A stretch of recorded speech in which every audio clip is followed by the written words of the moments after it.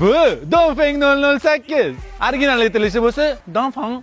Mashina 2024-yil Xitoyda ishlab chiqarilgan. Ushbu mashina ikki xil turda ishlab chiqarilgan. Bittasi to'liq tokda yursa, yana bittasi gibrid. Faqat Xitoyda birinchi bitta mashina chiqib, ketidan xuddi o'sha mashina chiqadi, faqat nomi boshqacha bo'ladi. Tushungansizmi? Ushbu mashina eng tezi 180 km/soat tezligiga yuradi. Lekin negadir o'zbekchaga Dongfengni tarjima qilganda sharqona shamol yoki sharqiy shamolni anglatadi. Toshkentda bo'lsa chang aralash sharqiy shamol bo'ladi.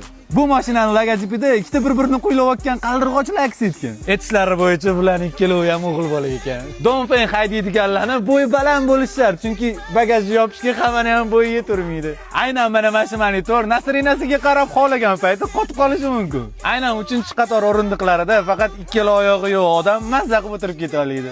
Oyoq yurmaydigan emas u. Hisob bersin sizga ham o'zi. Qulaylik, massaj, notebook qo'yadiganlar hammasi faqat masa o'rindiqda. Men bu o'rindiqda o'tiradiganlarga motivatsiya bor. Agar siz bu mashinani gibrid versiyasini haydaydigan bo'lsangiz, bыстрый zaryadkaga umuman qo'ya olmaysiz, chunki u yo'q. Bu mashinani qulay taraflari ham bor. Misol uchun, agar salonning ichida kimdir qo'yib yuboradigan bo'lsa,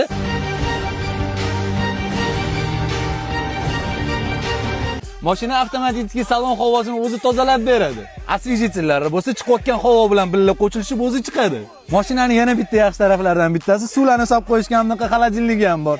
Lekin 0,7 butilka sig'mas ekan, xursand bo'lmanglar. Shu bilan obzorimiz tugadi o'rtoqlar. Agar shu videomiz 50 mingta like yig'adigan bo'lsa, keyingi obzorimiz Yangiobod bozor bo'ladi. Prikolnida.